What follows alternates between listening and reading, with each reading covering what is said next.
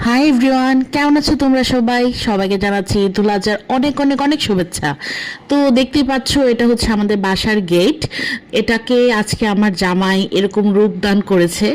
আসলে কি হয়েছে, তো ছুটি যেহেতু পড়ে গিয়েছে ঈদের, অনেক দিন ওরা সময় পাইছে, তাই ও এটাকে ভাবলো যে নিজে থেকে এই কাজটা করে ফেলি। আর সেভিংসও হলো, নিজে নিজে করাও হলো।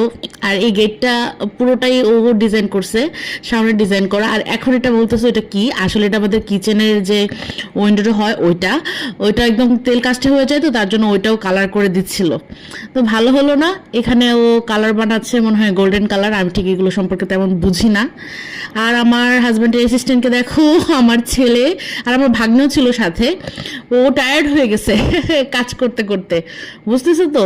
তো সারাদিন রাত লাগিয়ে ফেলছে পুরো কাজ করতে, পুরো ঘষে টষে অনেক কিছু। যাক, আমার একটা কাজের জামাই হয়েছে যে অনেক কাজই বাসায় ফ্রিতে ফ্রিতে আমরা করিয়ে ফেলতে পারি, নয়তো তো শুধু শুধু টাকাগুলো নষ্ট হতো, তাই না?